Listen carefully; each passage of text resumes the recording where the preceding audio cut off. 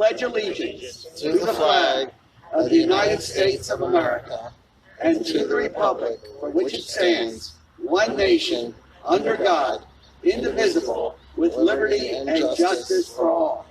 We remain seating. Now, we also do with liberty and prosperity, we have a tradition because the flag salute was created. You can put you're going to unsalute, I guess, at ease, I should say. So the flag salute was composed in 1892 to celebrate the 400th anniversary of Columbus coming to America. And it was created by veterans of the Civil War who were afraid that the young generation of Americans growing up did not understand the sacrifices that had been made to end slavery and bring freedom and preserve freedom in this country. So they wanted something in the public schools to remind the children of the importance of what America was all about. And it was very, very controversial because some people felt that the Pledge of Allegiance was emphasizing obedience to a nation as opposed to the principles that the nation were based on. And there was a movement that wanted to recite, instead of the Pledge of Allegiance, the basic words of our Declaration of Independence. So at Liberty and Prosperity, we continue the minority view of 1892 by pointing out, we hold these truths to be self-evident, that we are all created equal and endowed by our Creator with certain unalienable rights, that among these are life, liberty, and the pursuit of happiness, and that to secure those rights, governments are instituted, exercising their just powers with the consent of the governed. So we want to remind everybody that those principles are what made America, and Abraham Lincoln, in almost every speech he made, said that it was the sentiments of the Declaration of Independence that made America unique from any other country in the world. Now we have symbols of those liberty, of that liberty on our New Jersey state flag. The motto of New Jersey, liberty and prosperity. Because where you have the principles of our Declaration, you have liberty. And back in August of 1776, when this flag was designed, the first residents of New Jersey said, you know, when you have liberty, you also have prosperity. The two of them always go together. And so they designed our state flag to have those two ladies, the goddess of liberty with a wooden stick and the red cap, and prosperity always standing together. And you may ask, well, liberty, why is she holding this wooden stick with the red cap? And the red cap, of course, is the red cap of liberty, a reminder of mythology when in ancient Rome, when a slave got his or her freedom, whether by a kind master winning at the gladiator game or buying his or her freedom, that slave would have the name of the owner tattooed on the slave's head. So to cover up the badge of slavery, they would wear the red cap of liberty. So if you saw someone wearing that red cap, it was announcing to the world, I used to be a slave, but now I'm free. That became the symbol of the American Revolution, the French Revolution, and many of the revolutions in South America. And this wooden pike, what does that represent? That was the pike or weapon of the common man. Anyone who's Irish and knows their Irish history knows about when the pikes get together at the rising of the moon. But the thing about a pike, it was totally useless in the hands of an armored knight that would cut them to pieces. So the only reason the pike worked is if everybody stood together to defend the liberty of somebody else. So if you saw the knights were after somebody else and you said, oh, that's not my problem, let him or her handle it, the pike was useless. It was only if somebody else's freedom was threatened, everybody in the village, everybody in the county would deal with the attack on one person's liberty the same as if that person himself was being attacked. So these symbols are on our state flag. They're on your driver's license. But once again, are they taught in our public schools? How many of your children know about it? So it's our obligation to teach these things. So we can put this down. I'd like to begin the program to remember Richard Summers. And before I do that, I want to recognize some people here. We have, Robert Summers? George Summers. And I should know that because you go to the Summers graveyards, you saw the Georges and the Roberts and the Williams all there. I'd like you to step forward on behalf and just want to thank you from coming all the way from Woodbury, I guess here, Mullica Hill. Thank you very much. And I want to remind everybody that Atlantic County is a new creation. When Richard Summers was born, he was a proud resident of Gloucester County. And if he had any business to attend in, he'd go up to the county courthouse in Woodbury in those days. Right. Thank you. Glad to be here. This is my 4th time, I think, I've been here. And I'm here with my son, George III. I have a nephew, Glennie, Dan Lear. He's my sister's son. And then Gail, my niece. She's my other sister's daughter. Talk a little louder? Okay, there you go. I got it. So there's a few of us here from the Summers family. I don't know if there's any other relatives from the Summerses here or not. But it's a big family, and it keeps growing. So glad to be here. Oh, here we go. Back here. What's your name? Summers Price. Okay. Yeah, that's right. I heard that. Yeah. There you go. Thank you. Thank you very much. We've got to teach our children. For years, I was a professor at Atlantic Cape Community College, and I was always amazed at how many of my students named Summers had no idea who Richard Summers was or the important role of the Summers family of creating this. And it was not just, Richard Summers was a product of it. And by the way, if you go out in Linwood on Mill Road and you go over the Bargaintown Lake, remember that lake just didn't happen. It happened because I think it was Richard Summers' uncle, John, went out there and he got tired of sending his grain up to Philadelphia to be ground up. He wanted to have his own mill and he wanted to have the power of the water to power his mill. So he built this dam to dam up the Patcon Creek, and he had a sawmill and a grist mill to grind up the grain. So the Summers family, in other words, to show how America got so wealthy without any slaves, without any stealing land from any Indians, from liberty and the freedom to do things created the prosperity. I'd also like to recognize someone here. I'd like to recognize Sally Hastings with her husband Kirk here. And I can't thank her and her husband enough for the way they made it possible for us to be here. Because as I say often, I just knew a little bit about Richard Summers when in grade school. My 3rd and 4th grade teachers taught us the story. They told us why you have a Decatur Avenue and a Tripoli Avenue in Pleasantville and in Margate. But I vaguely heard the story, and I didn't know more details about the story until September 4th of 2004. And that was the anniversary, the 200th anniversary of Richard Summers' death in Tripoli. And it was a very interesting ceremony. I learned a lot of information in the background. And that's why when the summer of 2005 came around, I remember speaking to Sally Hastings and said, boy, who's putting together the ceremony for Richard Summers this year? And I think her answer was, well, we do it every 200 years. And I said, that's not really good. Can we put something together? And we did. And I learned a little bit more, and they asked me to give the presentation.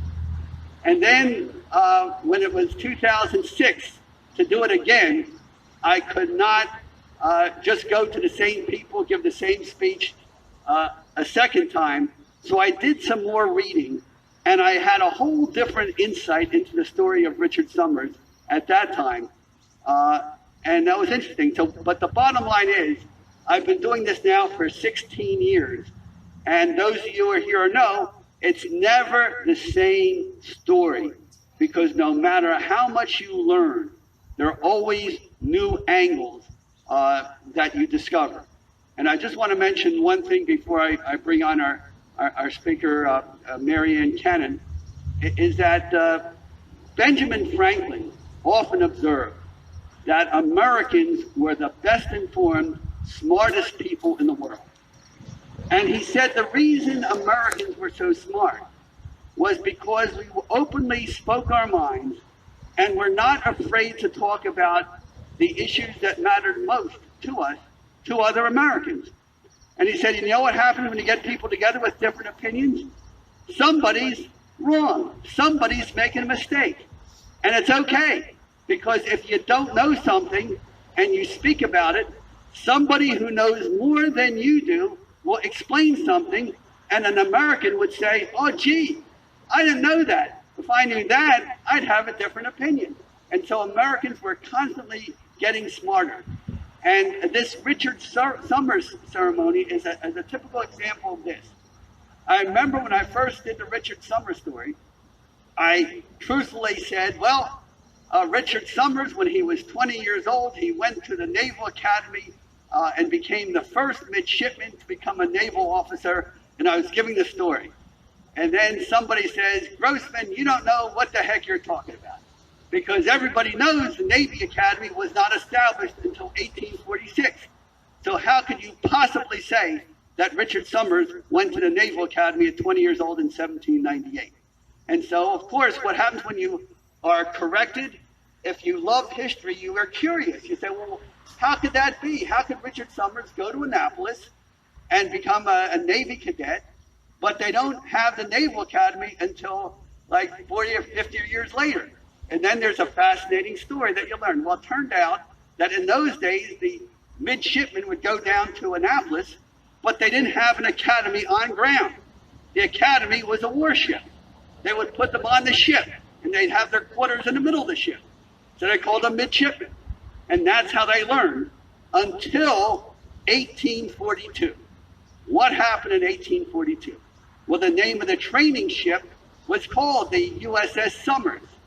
And they took the 30 cadets out there, and one spoiled brat kid who happened to be the son of the Secretary of the Navy decided he would get together with some other midshipmen, and they have a mutiny, take over the ship, and then engage in piracy somewhere on the high seas. They were caught, they had put on trial on the ship itself, found guilty, and the 3 ringleaders were hanged from the yardarm of the ship, and the ship returned to New York with 3 of the cadets hanging from the yardarm in 1842. It's called the Mutiny of the Summers, if you ever want to look it up. So after that, they said, from now on, we're going to have a Naval Academy, and it's going to be on land. So, but it's funny how I was wrong, but you see how by being wrong, if you're curious, it opens up the door to learning, and you get far more insight when you have those discussions. Now, without any further delay, Sally, it's been a great learning experience. Not only is Sally responsible for getting this statue here, Sally Hastings, not only is she responsible for getting Mary Ann Cannon to paint that mural, not is she responsible for immersing Mary Ann Cannon in the history. So I would say this is the most historically accurate and politically incorrect mural you will find anywhere, but accurate. But also, down just a block away, Sally Hastings set up the Historical Museum, which is breathtaking when it shows you how the wealth of New Jersey was created. In little workshops, building dams, building ships. And I will say one thing that people say, well, how did Richard Summers have to go to North Africa to fight Islamic terrorists in North Africa? What were Americans doing there? And then you will understand the enterprise of our Summers Point Quakers. They would build a ship right here in the Patcon Creek. They'd assemble them here. They'd put them down right down George Street and Annie Street here in Summers Point. And then they'd sail to Philadelphia. And then they found out that they were not getting a good enough price in Philadelphia. So they said, well, let's sail the ship to England and avoid the middleman. And then they found out they were selling goods to the English, and they were shipping their goods to Italy and France. And so they said, what the heck are we doing that for? Let's avoid that middleman. Let's take our ships from Summers Point directly to Italy and France, and bam, that's where they ran into jihad and the pirates that you see in yellow over there. So that's how it started. But Sally Hastings also set up that historical museum, and when it's open, I really urge that you see it. Now, Marianne Cannon, who painted this wonderful story, is probably better able to explain the paintings than anybody else here. Comes all the way from Millville, and I want to introduce Marianne Cannon. Thank you.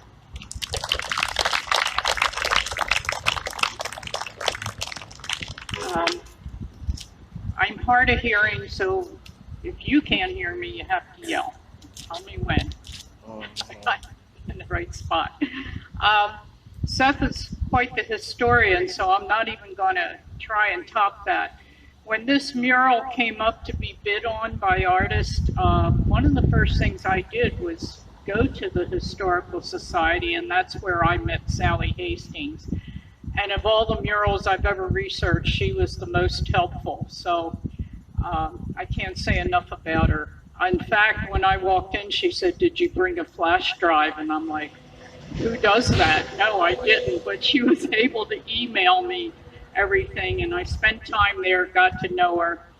And I think Summers Point here has such a rich heritage of having all this here. And in researching it, I put the beginning, I knew it was 3 walls, so I put the beginning of his life on the front wall, and as it evolved, and as Seth said, became the midshipman. And, you know, from an artist's point of view, it was kind of neat to know you were painting about 3 handsome young men that dressed well and had a social. So there's a lot of background. Like, if you research this, it's actually fun. I also am so aware that history repeats itself, and it seems like 200 years later, the same problems still exist. So there's always something, teach your children and keep it going. For me, this was a very fun summer. I believe I started the end of May. I had a deadline to be done by Richard Summers' birthday, which was not a problem. I do believe I signed it the very last day in August, so I was good. I had rented a scissor lift, for that's how people do this. This old lady didn't want to climb on scaffolding. Summers Point is windy. I painted this 90% with sponges and my hands like this. And in the lift, you were painting like this because there's always a breeze, even on a very calm day. So you start painting like this. You know? And we researched the building. I had to use special paint, which is incredibly wonderful paint, and I've used it on other wall murals since. I would never use something else. The back of the building has his sister, and when you research this story, the Summers family was friends with George Washington, and there's a lot of stuff there, just a lot of stories you could tell children. There was a ring with the hair in the ring, and he gave it to his sister before he went, and so that stayed in the family, and there's quite a story with that. So this story goes on and on with lots of chapters. So I tried to pick what would make it paint well, and that's how I wrapped the beginning of the map on the Barbary Coast and wrapped it around so that things would continue. I've had interacting that summer with, I mean, there was a little boy, he's probably an adult now, I think this was 6 years, he wasn't too little. He went by on his bike every day, he asked, we said hi. And then if I was up high, he would yell and I would wave and he'd always yell, "Good job." So I enjoyed that child. I never got his name. There was an adult child who lost a little helicopter, landed on the roof one day, and I said, He wanted me to get, I said, I don't think my insurance covers me climbing out of this. And he said, real quick, and he jumped in the lift with me. We went up, he went up, retrieved his little helicopter drone, whatever it was, and back down. I said, we didn't do this. I didn't see this, you didn't do this. So there was just a lot of good memories. Some of my artist friends would yell, and I did keep clean clothes in the car. I'd run in the library and put on a clean denim shirt, and I was taken to lunch down at the bay and come back and paint the afternoon. So I don't want to bore anybody. We had a lot of fun doing it, and Seth's right. It's a different show every year. So I'll pass. I don't know who's next. Seth does. Thank you so much, Summers Point and everybody. Marion, thank you very much. I think it was Thomas Edison who said that genius is 1% inspiration and 99% perspiration. So when you come out driving here and you see the painting, you don't really realize the work it took to do this and all the fundraising and the events to get the money to do this. And by the way, this is an important thing. I wanted to talk about one more point, but before I get there, here we are, Liberty and Prosperity, a bunch of volunteers. We invite you to come to our fundraising brunch right after this. Why? Because we need the $25 or what we have left over after we pay for the food to pay for the postcards, the ads, the radio ads, to make people aware of this. But this should not be our job. We have public schools. We have colleges. We have the, and in fact today I picked on the Ocean City Historical Society, which has a great summer program talking about the whalers of Cape May, the movie theaters of Ocean City, the Underground Railroad, a hotel on St. James Place in Atlantic City. This is the historical center, it's the art museum, it's the library. We're spending an enormous amount of money, but why? It's supposed to teach the heritage of America. And what more heritage of America is there than Richard Somers? Again, not guilty of owning slaves. His family, the Quakers, the whole Quaker group, not only did they not have slaves, they shunned anybody who had anything to do with the slave business. They were the leaders of the Underground Railroad. The Lenni Lenape Indians came here on vacation like everybody else. They didn't own land. They would go hunting, fishing. We saw when I was a kid, they had the pile of clamshells when they had their clam bakes here. They didn't own the land, but William Penn insisted that the Quakers pay top dollar for the land anyway, because that is how Americans were in this area.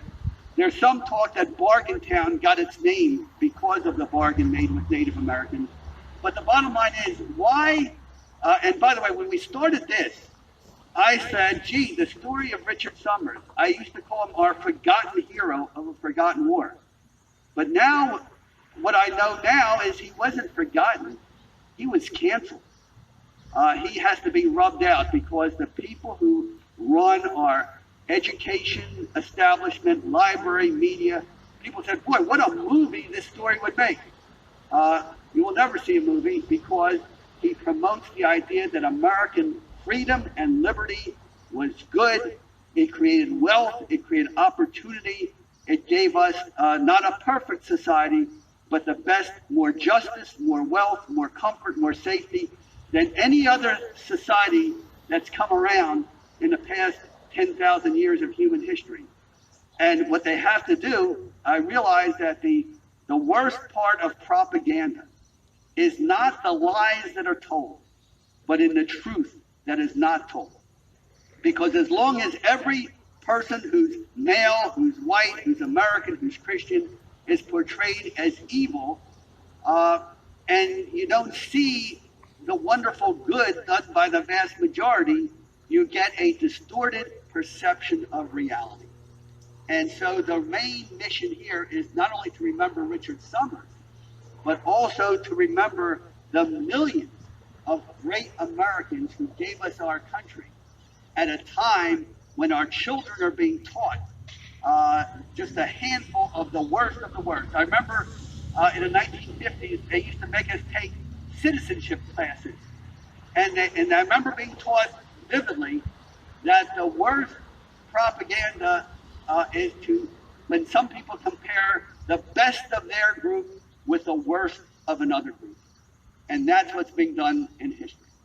But now let me go. So really, I hope coming out of this, those of you will go to your local library, the Atlantic County Library, the Branchier Library, your high school, your grade school, your Ocean City Library, the Avalon Library, and tell them, when did you do a program on Richard Summers? And if the answer is Richard who, then what you should do, contact us. We could put together a great program for any age group, for any budget. But anyway, I don't want to break my promise that I made when I said that every year I come up with a new insight of the Richard Summers story.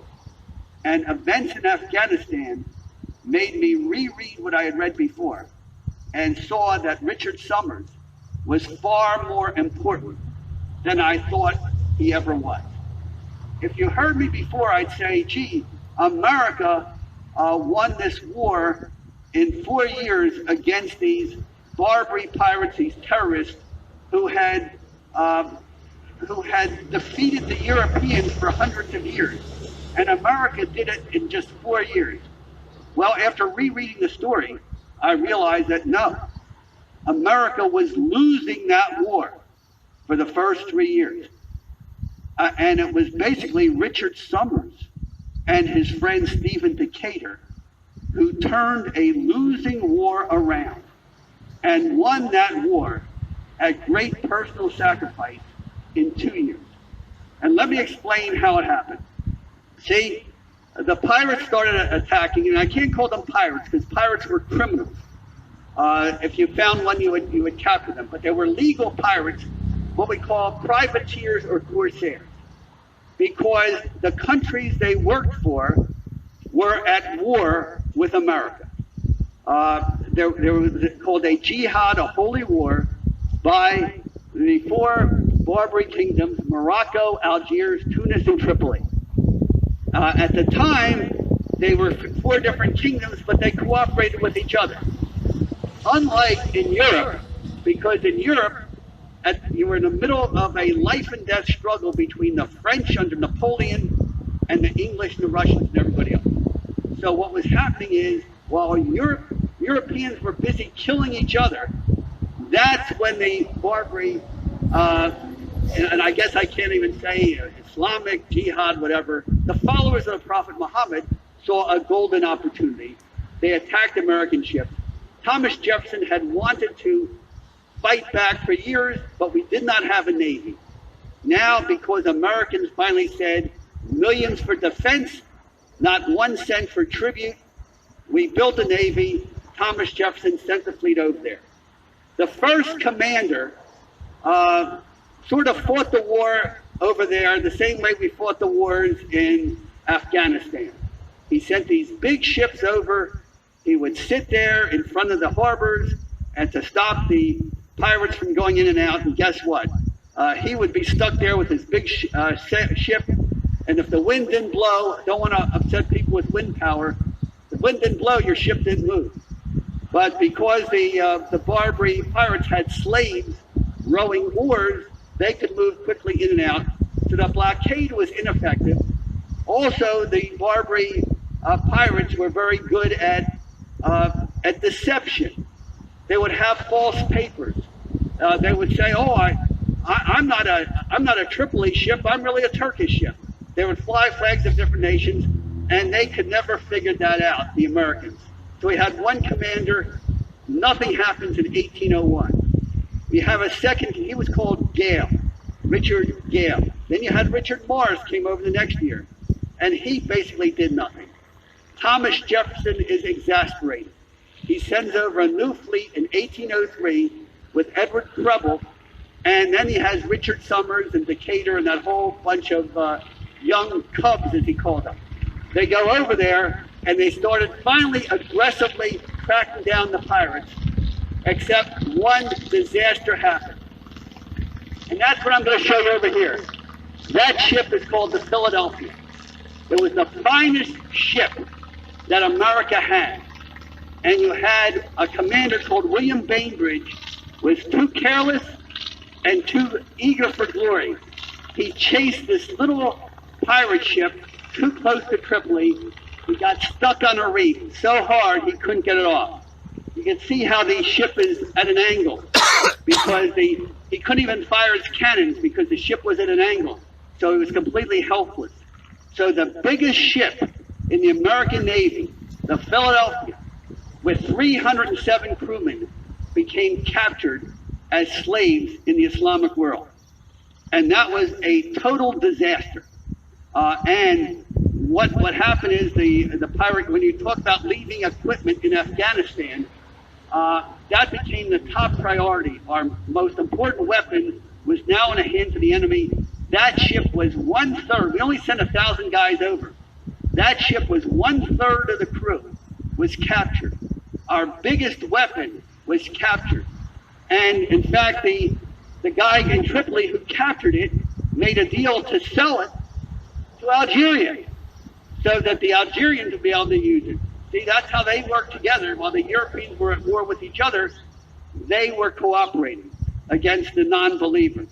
So when you think of all the equipment we lost in Afghanistan, what was the #1 mission of the American fleet at that point?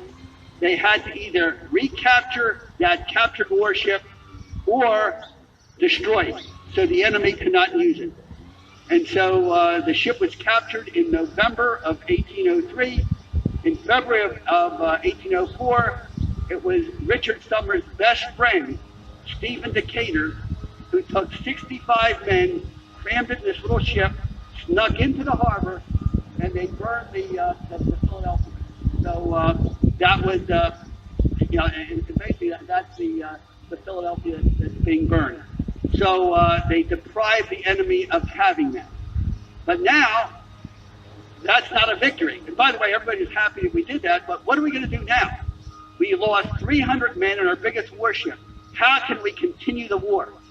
It was Richard Summers who basically saved the day with a skill I didn't even realize he had.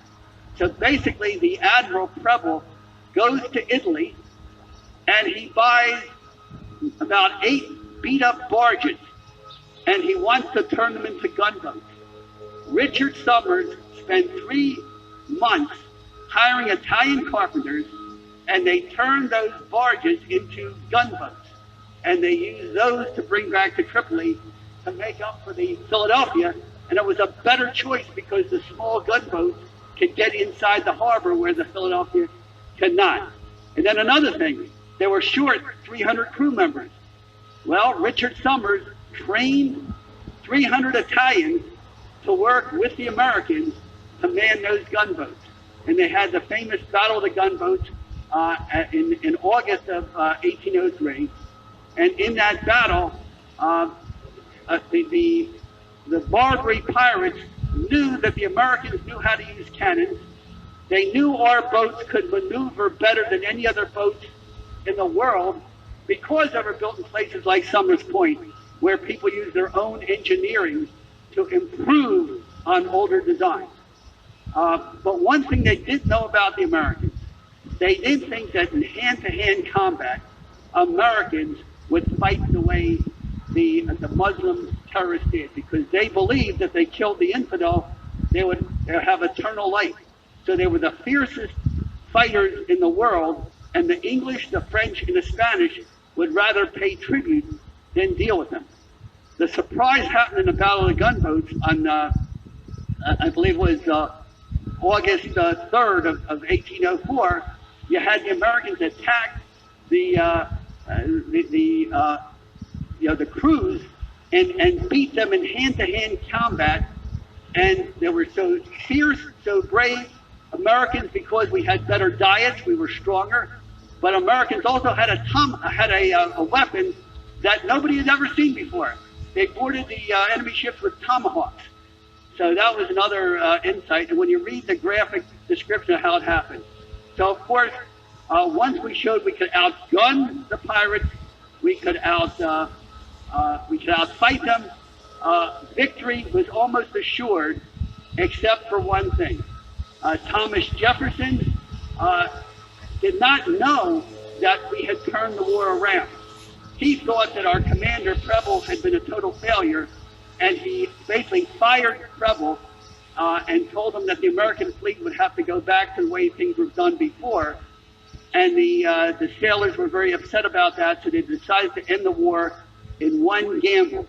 They took a captured pirate ship, the same one that had destroyed the Philadelphia. It was called the Intrepid. They had 12 men were to go on board, and their names are on there.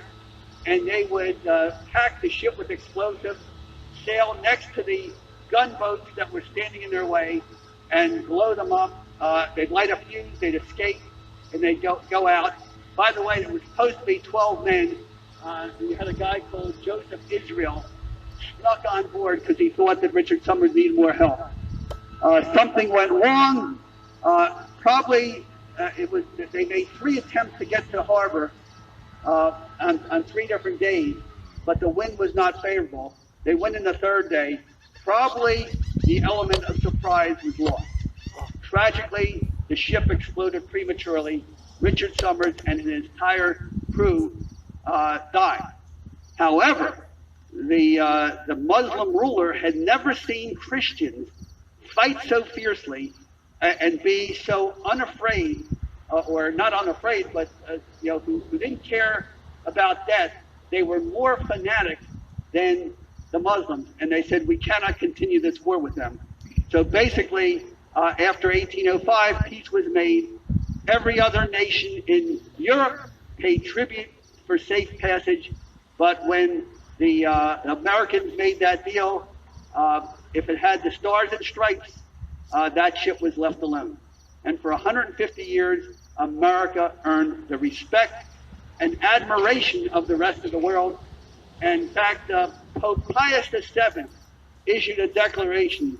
He said, these young Americans in their infancy have done more to protect us from the barbarians than the great powers of Europe for centuries. That's a direct quote. You think of how the world looks at us now after Afghanistan. Anyway, thank you very much for joining me. Again, I want you to teach your children. I want you to take our postcards. But please, Seth Grossman is getting old. We're all getting old. We've got to teach our children. We've got to get this message into our public schools. And please share. All this stuff is on our website, Liberty and Prosperity.